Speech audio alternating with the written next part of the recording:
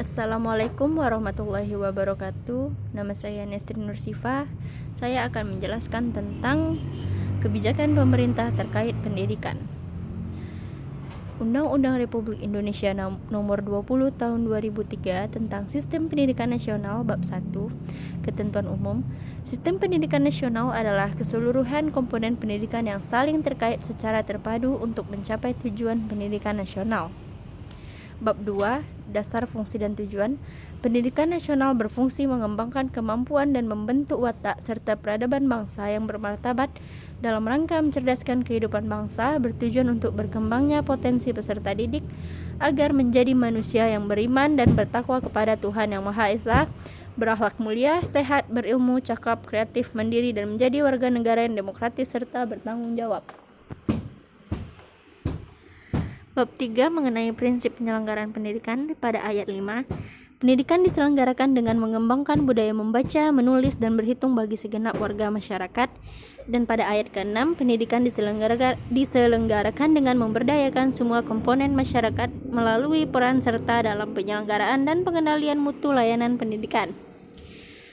Bab keempat mengenai hak dan kewajiban warga negara, orang tua, masyarakat, dan pemerintah. Pada ayat 1, setiap warga negara mempunyai hak yang sama untuk memperoleh pendidikan yang bermutu. Nah, jadi kita itu sebagai warga negara itu wajib untuk mengikuti pendidikan.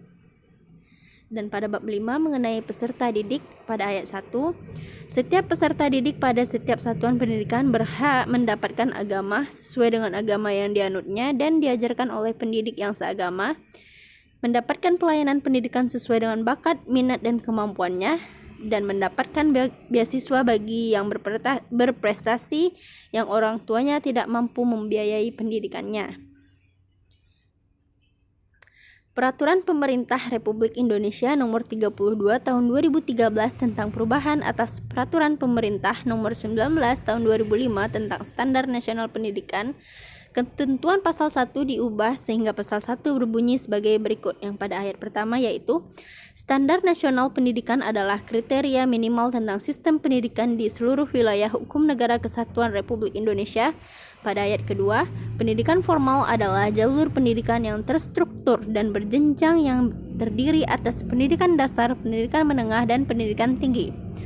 Yang pada ayat ketiga, pendidikan non-formal adalah jaluran pendidikan di luar pendidikan formal yang dapat dilaksanakan secara terstruktur dan berjenjang. Pada ayat keempat, pada ayat ke-13, kompetensi inti adalah tingkat kemampuan untuk mencapai standar kompetensi lulusan yang harus dimiliki oleh seorang peserta didik pada setiap tingkat kelas atau program.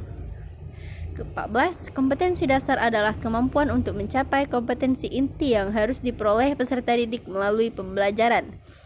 Yang ke-18, silabus adalah rencana pembelajaran pada suatu mata pelajaran atau tema tertentu yang mencakup kompetensi inti, kompetensi dasar, materi pembelajaran, kegiatan pembelajaran, penilaian, alokasi waktu, dan sumber belajar. Sekian dari saya. Assalamualaikum warahmatullahi wabarakatuh.